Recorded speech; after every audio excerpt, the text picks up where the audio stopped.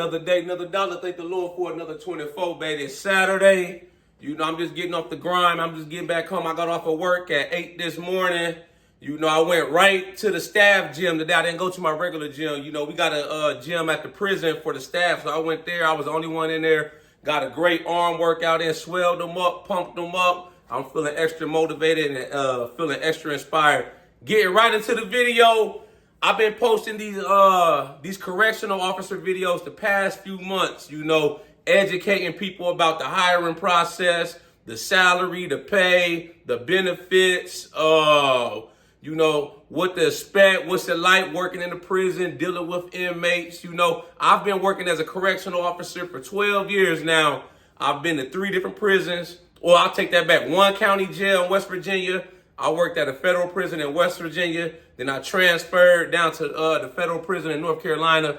I've been here ever since, you know. But I've been getting a lot of great feedback from people all around the country, all around the U.S., asking me about the hiring process, or they're currently going through the hiring process, you know, what to expect next, how long before they get a call back. You know, I've been getting a lot of great feedback. And like I've been saying in these videos, I'll do anything in my power, you know, to help anybody that's trying to get on with the job, that's interested. You know, like, the career's been good to me. I've been doing it 12 years now. Like I said, I still love it. I plan on riding it till the wheels fall off. You know, this video, I'm going to talk about the retirement.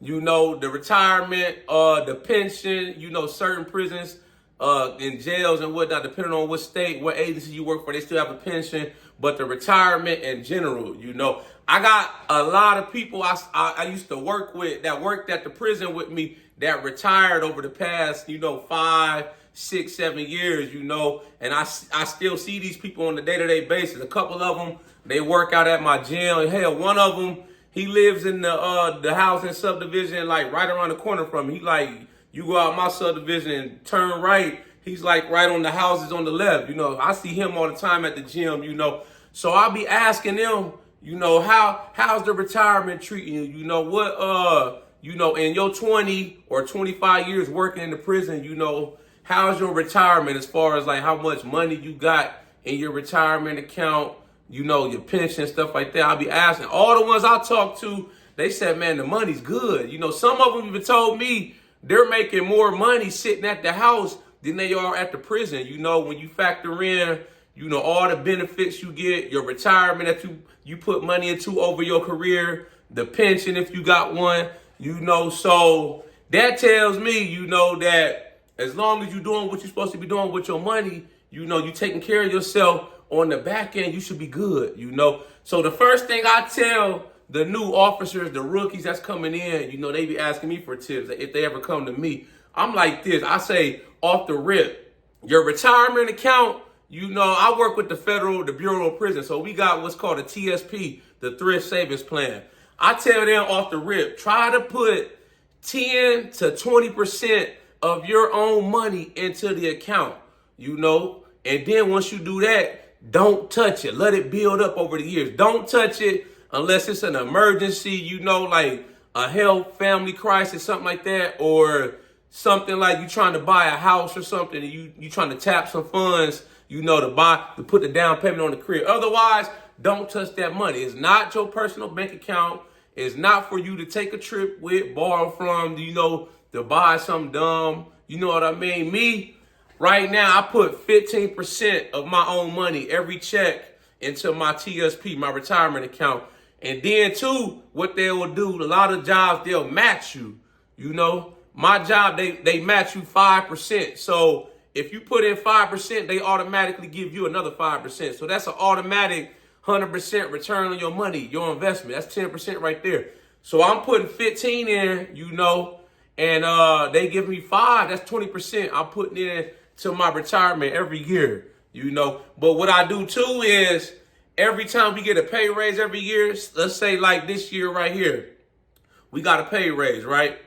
Or the following year we get a pay raise. What I do is I will bump my retirement up however much percentage that pay raise was. So say like I got a 3% pay raise, you know, in the new year. So what I do, I bump my retirement up. You know, next year I get the 3%. Now I'm at 18%. Plus the 5% match from my job that they matching me. That's 23%. You know, the key is you want to try to save as much as you can in your retirement. You know, the thing about it, you know, we ain't even got to talk about corrections. That's just any career, any job in general. You know, you can't work your whole life. You know, some people do. You know, some people like to work 70s. They work into their 80s nowadays. You know, me on the other hand, I'm not trying to work my whole life. I'm trying to retire early. You know, so I put more money in to the retirement now. You know, then I could chill on the back end, you know, and I still balance it out. It's not like I'm trying to put as much money in my retirement and I'm not enjoying life today. You know, I still go out to eat. You know, I still go out occasionally. I might hit the club or the bar. I do a lot of traveling. I go out the country a few times a year, take vacation. Every time my birthday's in December, I take that whole week off my birthday and I go out the country. So I've been out the country 10 times, you know, since I started working with the feds. Every time for my birthday, that whole week, I'm gone. I stay at the resort, all-inclusive resort. You know, I've been to Dominican Republic about 5 times now. I've been to Colombia, Aruba, Cabo, Mexico. I've been to Mexico a few times. Where else? Jamaica a couple times, you know. So it's not like I'm depriving myself. You know, you don't want to deprive yourself. You know, sacrifice. Because this is the thing, right?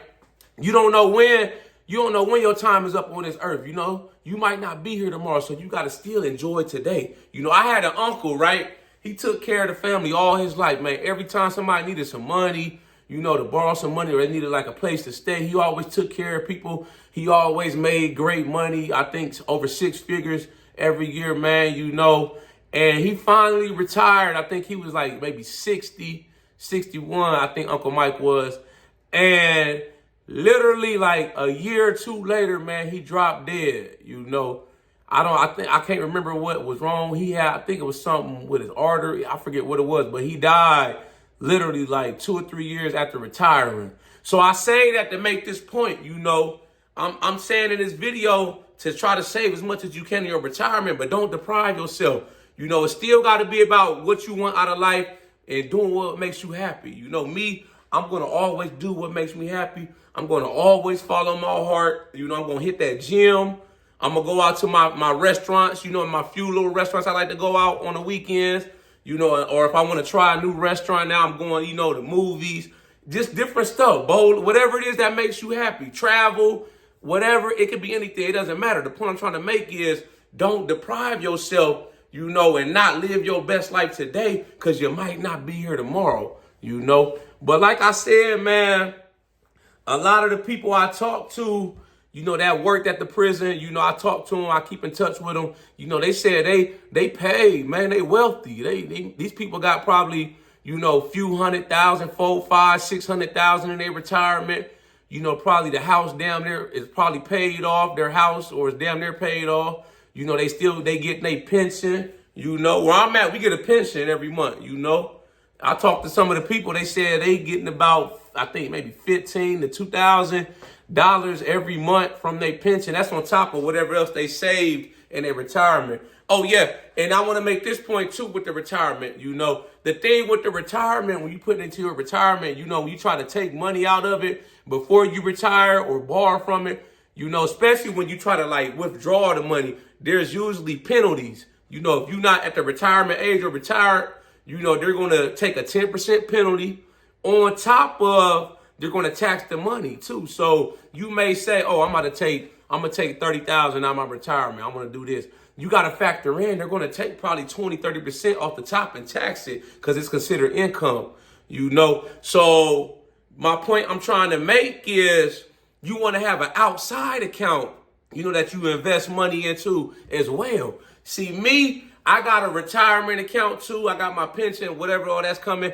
I try not to count that money because, like I said, we not trying to touch that money. We trying to let that money build up, you know. What I'll do is I take a couple, $200, $300, $400 every time I get paid, and I invest that on the outside. I got a brokerage account. I got a couple accounts. You know, I buy stocks. I buy crypto. You know, I got my accounts with E-Trade. I got an account where I buy stocks on Cash App. You could do it so many different ones. Robinhood.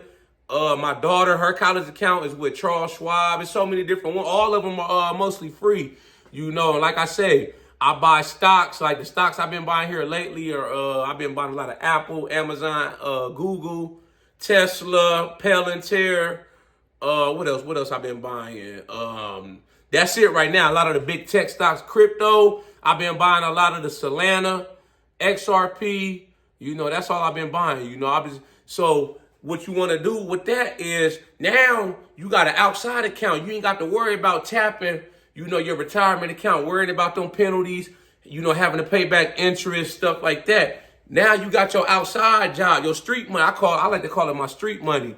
You know, that's my account. You know, if I need to take some money, you know, I just sell some stocks. You know, I put my money into my retirement every time I get paid, and I take however much money, you know, depending on how much overtime I work for that check, and I buy some stocks and I buy some cryptos every time, faithfully like clockwork, you know. And this is the thing, too, to people that might be interested in corrections or that's about to get on, you know. The thing with the prison system and jails nationwide is we're short-staffed, right? Most 99% of prisons and jails nationwide are short-staffed. So what that means is there's going to be a lot of overtime opportunities, you know. There's a lot of opportunities to make extra money, you know. Me, I do a lot of overtime, a lot of volunteer overtime. You know, I do like 4 16-hour shifts a week. So that's 4 overtime shifts. I'm doing 4 overtimes a week. You know, just last year alone, 2023, I think I made almost $160,000 with overtime. So I damn near, I doubled my salary. My base pay was like $70,000. That's my base pay, you know, if I didn't work no overtime. You know, I damn near doubled that, you know, 140,000. Yeah, I damn doubled my salary just working overtime. So the point I'm trying to make with that is if you work in the overtime, you know, you got a lot of extra money flowing into your pocket. Be smart with the money. You know, you making all these extra dollars. Don't go out, you know, thinking, you know, buying the newest cars, the newest this and that, buying you a boat for the crib. You know, be smart with some of that money. A lot of that money, man. Pad your retirement. Save even more money. You know, say you working overtime, you damn doubling your salary. Take damn half of that money and dump it into your retirement account. Take that money and buy some extra stocks. You know, instead, you know, say you wasn't working your current job you at now, and they ain't had no overtime. Your base salary is $50,000. That's all you make. You was only able to save maybe $150 every 2 weeks. You know, putting in, you know, some kind of account. Now you at the prison system. You done fell into all this overtime money. You see the gravy train. You like, oh man, it's like a gold mine. Oh, now you done went from 50 to maybe now you making 120,000. You know, so now instead of saving that 150 every check, shit, try to save 500 a check. Try to save 1,000 a check. That's my goal right there. One of my goals. You know, I'm almost there. I gotta do one more thing. But I said outside of my retirement account, I'm trying to, these next few years, I'm trying to stack $1,000 every 2 weeks. I'm trying to invest it into stocks and crypto. I'm trying to blow that shit up, you know. And my plan is, I'm doing all this overtime now, but I don't plan on doing that forever. You know, I don't want to be 20, 25 years into the job, still killing myself, banging out, hustling, working all this overtime. I'm trying to be chilling. You know, I just want to do my 40 hours. Ideally, shoot. Hopefully this YouTube channel might take off. Shoot, I might could quit working in prison and just focus on this YouTube channel full time. You know, but like I said, I'm on a 3 to 5 year plan. I'm going to try to stack as much money as I can, working out this overtime, keep my retirement high. I'm going to keep bumping it up every time you get a pay raise. You know, I'm going to try to get to like where I'm putting 25, 30% in my retirement and damn near $1,000 every check and, you know, buying stocks with that. You know, then once I get to that point, man, my money, how I want it, I'm going to fall back. I'm not trying to do no overtime. I'm just going to try to do my 8-hour shifts, 40 hours a week. If I get mandated, you know, working in the prison, you're going to get forced to work some overtime, you know, mandated shifts. You know, for us, if you do your 8-hour shift and you get mandated, you got to work the next shift, a whole nother 8 hours, you know. So I'm cool with that. You know, if I get mandated once or twice a week, I can't even cry because I've been doing 4 doubles every week for damn near the past 6, 7 years, so I can't even cry over spilled milk. You know, it is what it is. It's all in your mindset when you coming into this job. You know, me, I'm always optimistic, positive, upbeat. You know, I got a great mindset. You know, you got a good mindset. Control what you can control. You know, don't worry about things that you can't control. You're going to do just fine, baby. Y'all like this video, make sure you subscribe to my channel at The Ghetto Bodybuilder. Follow me on TikTok, Instagram at The Ghetto Bodybuilder. I got merchandise for sale. Shop with me, www.theghettobodybuilder.com, baby. But yeah, if you just start that correctional, you about to you got a higher date, you about to get on. That's the number one thing I tell the new people, man. Try to put as much as you can into your retirement account, you know, and try not to touch it unless it's an emergency or you trying to do something like, you know, buy your first house, stuff like that. Maybe you trying to start a business and you done all your research and you like, man, this business idea is a for sure thing. Follow your dreams, chase your dreams, baby. Y'all know how we coming. Let's get motivated.